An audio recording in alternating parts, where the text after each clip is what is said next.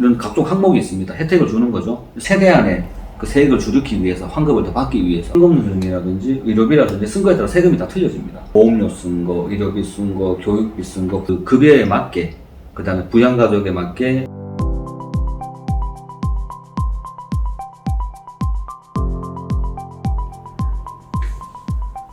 안녕하십니까, 김대경 세무사입니다.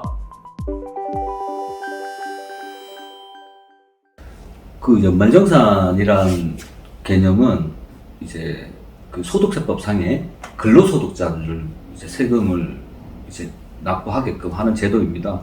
우리가 이제 매달 급여를 받으실 겁니다. 근로소득자들은. 그래서 매달 이제 그 급여에서 일정 부분을 띱니다. 원천징수라고 하는데, 그 원천징수하는 게 4대 보험도 원천징수하고, 그 급여에 맞게, 그 다음에 부양가족에 맞게 얼마를 이제 원천징수를 하게끔 되어 있습니다. 그래서 그 부분은 강제적인 부분도 아니고 정확한 금액이 있는 것도는 아닙니다. 아닌데, 이제 이걸 매달 월급을 띄면서 소득세 과세 기간은 1년입니다. 1월 1일부터 12월 31일까지입니다. 그러면 예를 들어서 연봉이 2,400이다, 월에 200이다 했으면 이제 200만 원을 그 근로자가 다 들고 가는 건 아닙니다. 이제 사회보험료를 띱니다. 뭐 연금, 건강보험료, 고용, 산재를 띄고 갑근세라고 해가지고 일정 부분 세금을 띄게끔 되어 있습니다. 그래서 1년 동안 매달 이제 세금을 떼어서 이제 2월 달이나 3월 초까지 연말정산을 하게끔 되어 있습니다. 그러면 근로소득에서 실질적으로 뭐 보험료 쓴 거, 의료비 쓴 거, 교육비 쓴 거, 부양가족에 대한 이제 세금을 정산하는 개념이라고 보시면 돼요.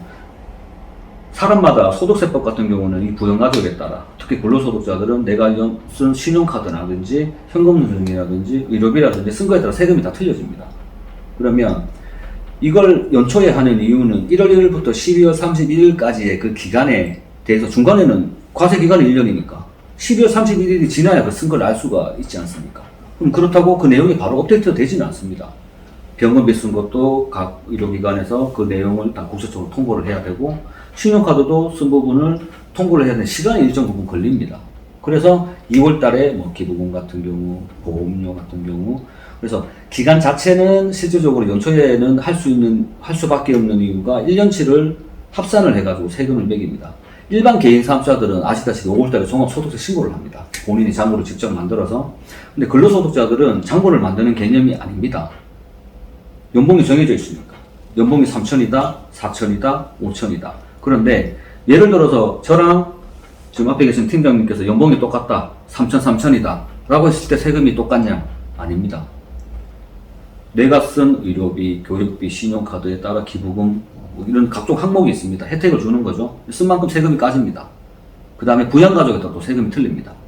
그러면 매달 예를 들어서 이제 급여에서 10만 원을 원천징수를 했다고 치면 1년에 일단은 120만 원을 세금을 미리 납부한 겁니다. 그러면 이 연말정산 개념은 이 과세기간 내에는 확정이 안 되니까 그 한두 달 위에 쓴 걸 다 확정을 해가지고 실질적으로 연봉에서 우리가 세액공제라든지 소득공제라든지 반영을 해서 그 세금이 예를 들어서 150만 원이다.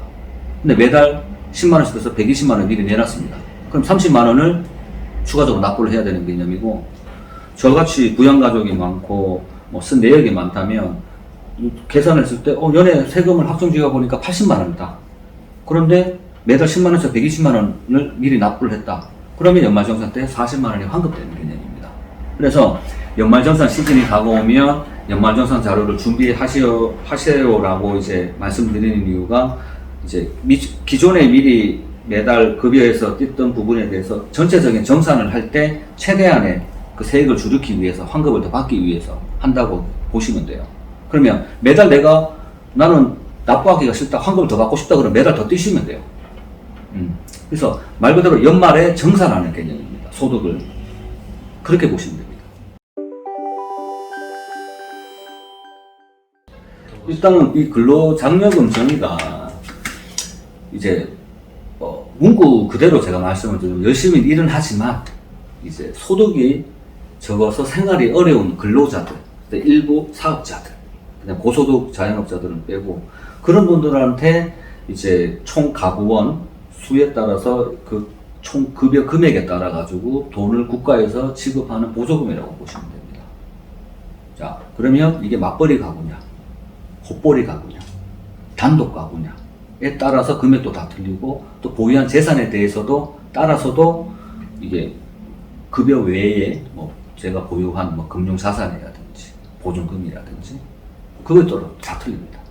그렇기 때문에 급여가 같더라도 내가 예를 들어 맞벌이다, 또 내가 보유한 재산이 또 일정 부분 된다, 그럼 당연히 틀려질 수밖에 없습니다. 그래서 근로장려금이라는 게 지금 생긴 지가 거의 한 10년 조금 넘은 걸로 알고 있습니다. 그래서 일정 부분 어려운 분들, 근로자들이나 일정 부분 사업소득들한테 정부가 보조해주는 개념으로 보시면 되고, 똑같은 금액이라도 각자 연봉에 따라 가지고 이게 나가는데 그 연봉 외의 부분에 따라서 차이가 있기 때문에 지급하는 금액이 틀립니다.